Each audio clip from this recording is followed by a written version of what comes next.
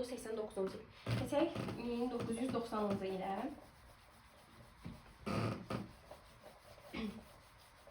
Görək 1990-cı ildə hansı hadisələr olub? 1990-cı il. Yaxşı, 1990-cı ildə deməli 1. Yanvar ayında Quşçular kəndində ermənilər Quşçular kəndində belə deyək də qırğınlar törədirlər. İkincisi, yanvar ayının 19-unda Naxçıvana yürüşlər olur və Naxçıvanda yəni bu yürüşlərdən sonra Naxçıvan deyir ki, biz SSR-in tərkibindən çıxırıq və SSR-in tərkibindən çıxdılar. Nə zaman? Yanvarda. Noyabrında isə Naxçıvan Muxtar Sovet Sosialist Respublikası deyil, 1924-də yaranmışdı. Bu Muxtar Sovet Sosialist sözü silinir, olur Naxçıvan Respublikası. Demək, Naxçıvan Respublikası nə vaxt yaranıb? 1990-cı ilin noyabr ayında yaranıbdır. Naxçıvan və yaxud da Muxtar Respublikası belə deyə bilərik. Naxçıvan Muxtar Respublikası yaranıb 1990-cı ilin noyabr ayında. Yaxşı. Yanvarın 19-u deyil, 3. Yanvarın 19-unda eyni zamanda Bakıda fövqəladə vəziyyət elan olunur və Bakıya qırğınlar törədilər ermənilər tərəfindən. Yanvar ayının 19-undan 20-sinə keçən gecə qanlı yanvar faciəsi törədilir. Qanlı yanvar faciəsini tamamımız əzbərə bilirik. 131 nəfər öldürülüb, 744 nəfər yaralanıb və 400 nəfər isə həbs olunubdur. Yəni bunları hamımızın bildiyi məsələlərdir. Yaxşı, yanvar 19-20-si və bir gün sonra, yəni 21 yanvarda Heydər Əliyev bilirsiniz ki, həmin vaxt yəni bu qanlı yanvarına siyasi belə deyək də qiymət verir və ermənilərin bu fitnəkarlığını orada pisləmiş olur. Yanvarın 21-də. Sonra 6-cı olaraq deyirik, may ayında. Deməli, 88-in mayı var idi. Görürsünüz, nə oldu? Vəzifə dəyişdi. Kamran Bağırov getdi, yerinə Əbdürrəhim bəy Vəzirov gəldi. Demək, 20 yanvar faciəsi Əbdürrəhim bəy Vəzirovun dönəmində törədildi. Amma 90-cı ilin may ayında isə Azərbaycanda ümumiyyətlə SSR-də ilk prezident vəzifəsi icra olunur, yəni təsis olunur. Və Azərbaycanın da ilk prezidenti olur Ayaz Mütəllibov. Ayaz Mütəllibov Azərbaycanın həm Azərbaycan SSR-də deyə bilərik ki, ilk prezidenti, həm də Azərbaycan Respublikasının elə ilk prezidenti olubdur. May ayında başlayır prezident vəzifəsinə və noyabrda dedik, həmin vaxt bir də bunu qeyd edin ki, Naxçıvan Muxtar Respublikası olanda Heydər Əliyev həmin vaxt deputat idi, Naxçıvanın deputatı olmuşdu.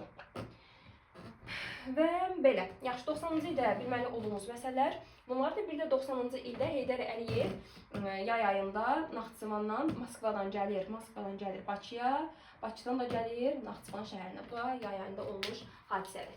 Yaxşı, 90-cı il bitdi. Keçək görək 1991-ci ildə nə olub?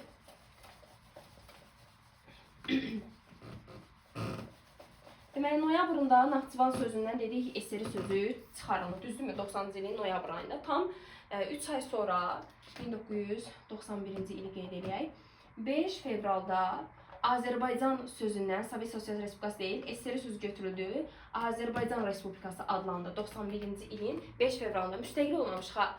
Sadəcə elə adlandırılır. 5 fevralda Azərbaycan Respublikası adlanır və həmin o üç rəngli bayraq da dövlət, yəni üç rəngli bayrağımız da dövlət statusu verilmiş olur. 5 fevralda. Sonra nə olur? Deməli 7 mart var, bir də 14 mart var. Bir həftə sonra. 7 mart nədir? Referendum keçirilir.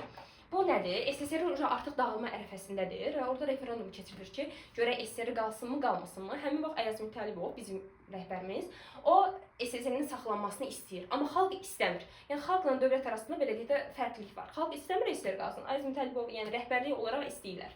Mart ayında da 14 martda da Naxçıvan artıq bu seçkilərdə deyir ki, biz iştirak eləmirik, referendumla deyir iştirak eləmirik və bundan da ruhlanan bizim bu bəzi demokratlar nə edir?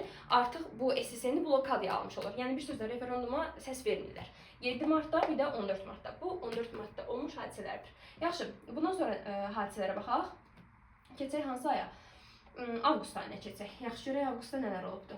8 avqustda əslində bayaq qeyd eləmişdim. 88-dən başlayan deportasiya 91-ci ilin 8 avqustunda sonuncu olan Nüvədi kəndindən də əhalinin çıxarılması ilə deportasiya nə olur? Başa çatmış olur. Nə zaman? 8 avqustda. Sonra 22 avqust var, 23 avqust var. Deməli 22 avqustda Nizami rayonunda, sonra 23 avqustda Azərbaycan Xalq Cümhuriyyətinin binası qarşısında artıq insanlar meydanlarda olur və xalq hərəkatları başlayır. 30 avqustda fikir verin. Deməli, bayaq sizə dedim, Konstitusiya qanunu nə vaxt idi? Onu yadınıza salarsınız. Konstitusiya qanunu 89-dur. Tam 2 il sonra, yəni 89 sentyabr, 2 il sonra 30 avqustda deməli Azərbaycan Respublikasının müstəqilliyinin bərpası haqqında bəyannamədir. Bax bunlar çox düşür. Bəyannamə.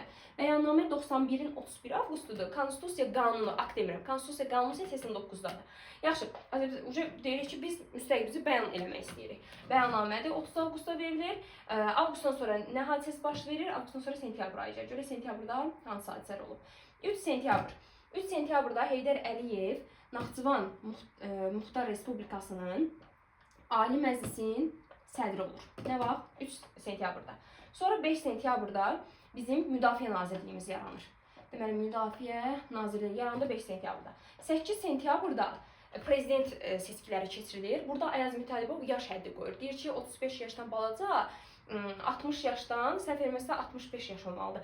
65 yaşdan yuxarı olmaz. Yəni, bu bizim kitabımızda yoxdur, amma mənim yadıma gəlir ki, elə olmalıdır. 35-65 yaş olmalıdır. Heydər Əliyev də həmin vaxt, indi hesablayanda, səhv verməmsə 68 yaş olur.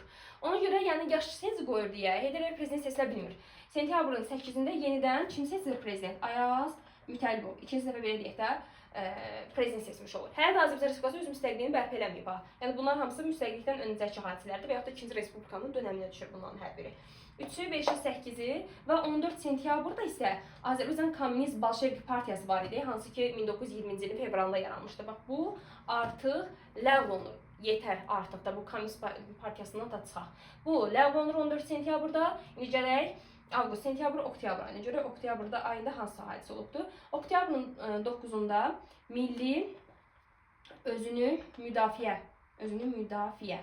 qüvvələrinin yaranması tarixidir və əsas məsələ oktyabrın 18-i nə oldu? Müstəqilliyimizin bərpası haqqında Konstitusiya aktı. Bax, akt ən axırıncıdır. Yəni biz artıq müstəqilliyimizi bərpa elədik. Nə vaxt? Oktyabrın 18-də. Artıq bundan başlayaraq 3-cü Respublika başlayır. Məsələn, belə deyək də, İlham Əliyevin özüdür, Heydər Əliyevin prezident seçməsidir, Əbülfəz Elçibəydir. Bax, bunların hamısı 3-cü Respublikanın prezidentləri hesab olunurlar. Təbii ki, Ayaz Mütəllibov da var. Yaxşı, Konstitusiya aktı oldu. İndi bunu belə yadda saxlayırsınız. Bax, buna fikir verin. Bayaq dedim, 89 sentyabr ayıdır. Bu Konstitusiya qanunudur.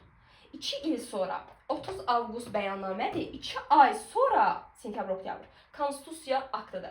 Bəs müstəqilliyimizi tanıyan ilk dövlət hansı olmuşdur? 9 noyabrda Türkiyə Cumhuriyyəti olmuşdur. İndi burada bir fərqə baxın. AXC-ni tanıyan ilk dövlət Osmanlı idi, düzdürmü? Amma Azərbaycan Respublikasını, Azərbaycan Respublikasını tanıyan ilk dövlət Türkiyə Cumhuriyyətidir. Bax, orada Osmanlı gedir, burada Türkiyə gedir. Yəni, oraya fikir vermək lazımdır. Çünki həmin vaxt Osmanlı yoxdur, Türk Cumhuriyyəti yaranıbdır. Yaxşı, Türkiyə Cumhuriyyəti 9 noyabrda bizim müstəqilliyimizi qəbul elədi. Ardın isə Türkiyənin isə ardınca Rumıniya, Pakistan, İsveçrə və İran da bizim müstəqilliyimizi tanıdı. Pakistan da bu arada yazıda saxlayın ki, Xocalı faciəsini də ilk tanıyan ölkədir. Yaxşı, 9 noyabrda dedik, gələk görə dekabr ayında nə hadisələr olub? Dekabr ayında isə biz İslam Konferans Təşkilatını üzv seçirik. Buna biz İKT deyirik. İslam Konferansına və İslam Konferans Təşkilatı bizim daxil olduğumuz ilk təşkilatdır. 91-ci il dekabrda. Demək, müstəqilliyimizi tanıyan ilk dövlət oldu Türkiyə. İlk üzv olduğumuz təşkilat hansı oldu? İslam Konferans Təşkilatı. Bu da olub dekabrda.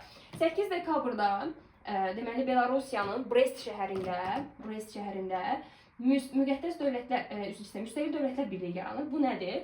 Bunun da üzvləri Rusiya, Ukrayna və Belarusiya idi. Hansı ki, bu dövlətlər SSR-ni yaradan ilk dövlət idi. Bunlar toplantı keçirir və öz müstəqilliklərini elan edirlər və daha sonra 25 dekabrda artıq SSR-i dağılır. Bir də 25 dekabrda uşaqlar biz Latın əlifbasına keçirik. Yəni eyni ay olduğuna görə yazmaq istədim. Latın əlifbasına keçirik 25 dekabrda və 29 dekabrda isə bizdə referendum keçirir. Xalqa deyilir, siz artıq öz müstəqilinizi, yəni razısınızmı? Müstəqil olaraq davam etmək istəyirsinizmi və s. Cəmaət da deyir, hə. Yəni referendum nə vaxt keçirib? Dekabrda. Bax, bunları bir də deyirəm. Bəyannamə 30 avqustda, 2 ay sonra Konstitusiya aktıdır. 2 ay sonra isə referendumda hər birinin altında belə deyək, 2 ay məsələsi var. Yaxşı, 29 dekabrda bunlar oldu, SSR dağıldı, bizim referendumun keçirilməsi oldu və s. Bu da 91-ci ildə olmuş hadisələr. Bir də onu deyirim ki, 91-də bayraqdır, 92-ci ildə himndir, 93-cü ildə isə bizim deməli cerbimiz təsisatı, yəni cerbimiz hüquqi təsisat almış olur. Dövlət statusu verilmiş olur bir sözlə. Belə, dərsimizin birinci hissəsi